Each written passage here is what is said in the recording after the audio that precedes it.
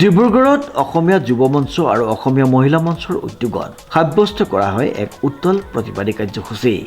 জুবিন গাৰ্গে ন্যায় নাপালে বিজেপিক ভোট নিদিয়াৰ হুংকাৰ। জাতিৰ সম্পদ আজি এটা আকস্মিকভাৱে আমাৰ পৰা নোহোৱা হৈ গ'ল। কি কাৰণত আমাৰ হিয়াৰাম মুথুজন ছিংগাপুৰত কি কাৰণত তেওঁ মৃত্যুবৰণ কৰিব হ'ল, সেই কাৰণটোৱে আজি 6 মাহ অতিক্ৰম কৰিলে, কিন্তু আজি প্ৰতি আমি সেই সকলোৱে যি আমাৰ প্ৰাণৰ স্পন্দন আমি কোনেও গম নাপালোঁ। গতিকে আৰু আচলতে চাওক, নিৰ্বাচন আহিব যাব, আমি কিন্তু জুবিন দাক আৰু কেতিয়াও ঘূৰাই নাপাওঁ। গতিকে আমি আশ্বস্ত হৈছিলোঁ, মুখ্যমন্ত্ৰী ডাঙৰীয়াই অসম চৰকাৰ তেতিয়া আমাক এটা আশ্বস্ত কৰিব পৰাকৈ এটা কথা কৈছিলে যে জুবিন দাক অতি শীঘ্ৰে ন্যায় দিয়া হ'ব। কিন্তু কালি এতিয়া কি কৈছে, তেখেতে পাভলুটি মাৰিছে, তেখেতে কৈছে ন্যায় দিব। অসমৰ লগতে আমি দল সংগঠন সকলোৱে জানো এটা গোচৰত, যিকোনো গোচৰত ন্যায় দিয়ে, কিন্তু আমি আচৰিত খাইছোঁ।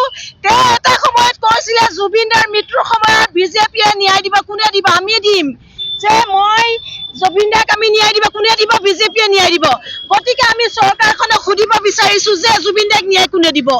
গতিকে সেইদিনা ক'লে যে আমি অতি শীঘ্ৰে ফাষ্ট ট্ৰেক আদালত গঠন কৰি আমি জুবিনৰ ন্যায় ব্যৱস্থাটো আমি কৰি দিম। কিন্তু আজিলৈকে কিন্তু কি হৈছে, আজি অমিত শ্বাহ আহিছে, প্ৰধানমন্ত্ৰী মোদী ডাঙৰীয়া আহিছে, কিন্তু তেওঁলোকে ক'ৰবাত দলঙৰ তেওঁলোকে উদ্বোধন কৰিছে, কিন্তু এই কথাটো তেওঁলোকে যে ন্যায়ালয়ৰ যে ক্ষীপ্ৰ গতিত জুবিন দাৰ ন্যায্য প্ৰাপ্তিৰ যিটো আমি দাবী জনাইছোঁ, তাৰ কিন্তু কাৰোৱেটো কিন্তু এই কথাত তেওঁলোকে কিন্তু তাৰ হাৰ দিয়া নাই। গতিকে আমি আজি ডিব্ৰুগড় অসমীয়া যুৱ মঞ্চ, অসমীয়া মহিলা মঞ্চে আমি আজি দাবী জনাব বিচাৰিছোঁ চৌকিডিং চাৰিআলিৰ পৰা অতি শীঘ্ৰে জুবিন দাৰ ফাষ্ট ট্ৰেক আদালত গঠন কৰি অতি শীঘ্ৰে যাতে পাভলুটি মৰা কথাবিলাক একেই টেটু, একেই জিভা, একেখন মুখে মুখ্যমন্ত্ৰী ডাঙৰীয়াই আমাক সিদিনা ক'লে জুবিন দাৰ ন্যায় বিজেপিয়ে দিব, কোনে দিব, বিজেপিয়ে দিব। গতিকে আজি তেখেতেই কিন্তু আমাক কি কৰিছে, সকলোৰে কিন্তু আমাৰ যিকুৰা জুই আমাৰ অন্তৰত জ্বলি আছে, সেই জুইকুৰা কিন্তু আমাৰ জুবিন দাই ন্যায় নোপোৱালৈকে কিন্তু আমাৰ নিৰ্বাপিত নহয়। গতিকে আমি বিনম্ৰতাৰে সৈতে মুখ্যমন্ত্ৰী মহোদয়ক আমি জনাব বিচাৰিছোঁ যে ন্যায়ালয়ৰ যিটো লেহেমীয়া গতি দ্বাৰা অতি ক্ষীপ্ৰতৰ কৰি নিৰ্বাচনৰ আগতেই জুবিন দাক ন্যায় দিয়াৰ ব্যৱস্থাটো কৰিব লাগে।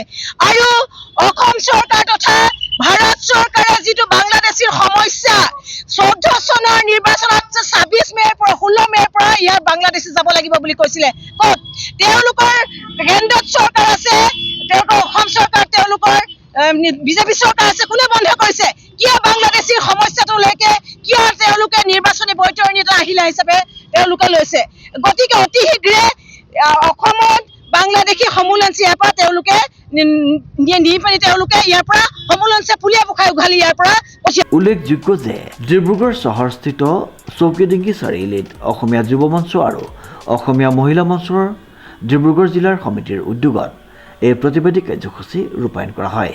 অসমীয়া জাতি প্ৰাণ জুবিন দাৰ ন্যায় দাবীত আমি অসমৰ মুখ্যমন্ত্ৰীক দাবী জনাইছোঁ যে অতি শীঘ্ৰে জুবিন দাক ন্যায় দিব লাগে, অসমত ইনাৰ পাৰ্মিট ব্যৱস্থা কৰিব লাগে, অত্যাৱশ্যকীয় সামগ্ৰী ৰোধ কৰিব লাগে। এই 4টা দাবীত আমি আজি বিক্ষোভ থলীৰ পৰা অসমীয়া যুৱ মঞ্চ, অসমীয়া মহিলা মঞ্চই দাবী জনাইছোঁ অসমৰ মুখ্যমন্ত্ৰীক। জুবিন গাৰ্গক ন্যায় প্ৰদান কৰা, অত্যাৱশ্যকীয় সামগ্ৰীৰ মূল্যবৃদ্ধি ৰোধ কৰা, অসম চুক্তি ৰূপায়ণেৰে অবৈধ বাংলাদেশীক বিতৰণ কৰা, ইনাৰ লাইন পাৰ্মিট প্ৰৱৰ্তন কৰা আদিৰ দাবীৰে উত্তাল প্ৰতিবাদী কাৰ্যসূচী সাব্যস্ত কৰে সংগঠনকেইটাই।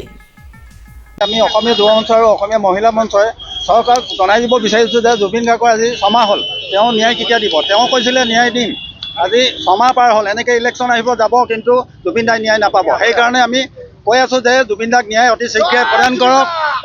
আৰু আমাৰ 4 সীমা চিল কৰাৰ কথা কৈছিলে তেওঁলোক শাসনলৈ অহাৰ আগতেই, তেওঁলোক অহা আজি 10টা বছৰ পাৰ হ'ল, তেওঁলোকে কিন্তু ইনাৰ পাৰ্মিটৰ ব্যৱস্থা কৰা নাই, 4 সীমা চিল কৰা নাই। সদায় নাগালেণ্ডৰ লগত বিদ্ৰোহ বা অৰুণাচলৰ লগত বিদ্ৰোহ আমাৰ এইবোৰ চলি আছে। তাৰ কাৰণে অতি শীঘ্ৰে 4 সীমা চিল কৰক আৰু জুবিন গাৰ্গক ন্যায় প্ৰদান কৰক, এই আমাৰ দাবী। আৰু বাংলাদেশী ইয়াৰ পৰা যাব লাগিব, তালি টোপোলা বান্ধি যাব লাগিব। তেওঁলোকৰ মোদী ডাঙৰীয়াই কৈছিল যে আমি শাসনলৈ আহিলে এটাও বাংলাদেশী ইয়াত থাকিব নিদিওঁ, কিন্তু কিয় আছে এতিয়া এইটো আমাৰ প্ৰশ্ন আছে। আৰু হিমন্ত চৰকাৰক জনাই দিব বিচাৰিছোঁ, যদি আপুনি জুবিন দাৰ ন্যায় নিদিয়ে তেন্তে ইলেকশ্যন আপোনালোকে হাৰিব। একদম স্পষ্ট কথা, অসমীয়া যুৱ মঞ্চৰ এইটো স্পষ্ট কথা, আপোনালোকে জুবিন গাৰ্গক ন্যায় দিবই লাগিব। ডিব্ৰুগড়ৰ পৰা আইনুল আহমেদৰ ৰিপৰ্ট, নিউজ নাও।